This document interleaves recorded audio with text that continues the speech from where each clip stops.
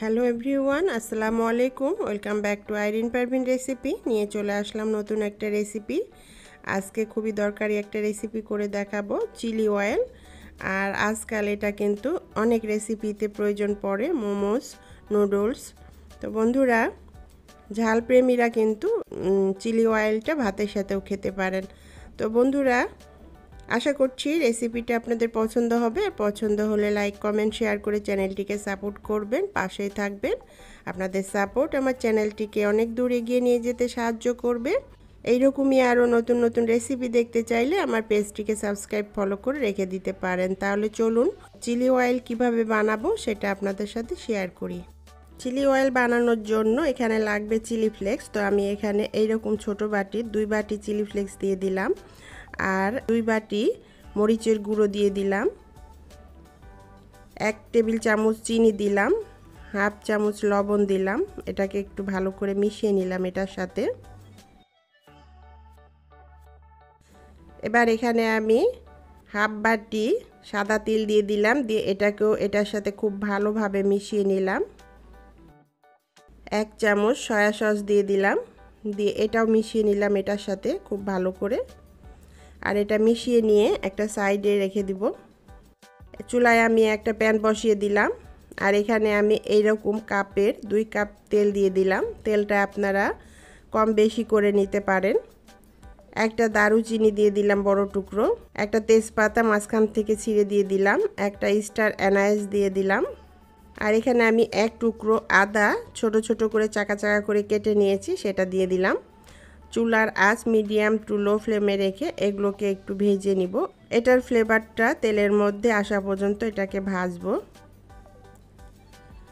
একটু নেড়ে চেড়ে ভেজে নিতে হবে।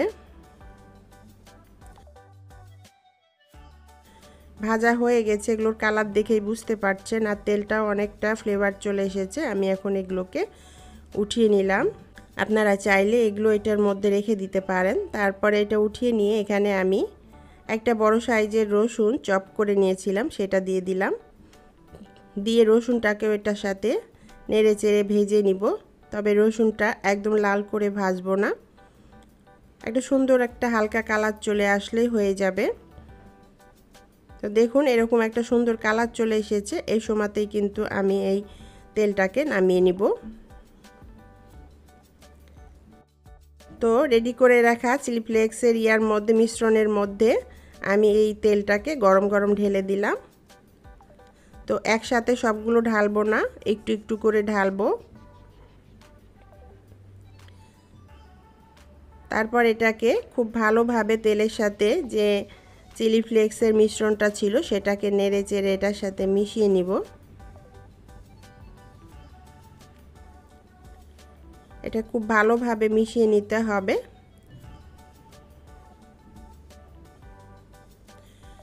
এটা মিশিয়ে নিয়ে তারপর এটাকে ঠান্ডা হওয়ার জন্য রেখে দিব। ঠান্ডা হয়ে গেলে তারপর এটাকে আমি একটা কাচের বয়ামে ভরে নিব। দেখুন বন্ধুরা, কত সুন্দর হয়েছে চিলি অয়েলটা। এভাবে বানিয়ে রেখে দিলে পারে কিন্তু যে কোনো কিছুর সাথে এটা খাওয়া যায়। ভাতের সাথেও খেতে কিন্তু দারুণ লাগে। নুডলস এবং মোমোস এসব রেসিপিতে লাগে। আজকাল আমরা চাইনিজ রেসিপির ওপরে নির্ভরশীল হয়ে পড়ছি এবং আমরা খুব পছন্দও করছি। তো এরকম একটা কাচের বয়াম আমি পরিষ্কার করে গরম পানি দিয়ে ধুয়ে রোদ্রে শুকিয়ে নিয়েছি। আর এটার মধ্যে আমি এই চিলি অয়েলটা ঢেলে নিব। আস্তে আস্তে করে এটার মধ্যে নিয়ে নিব।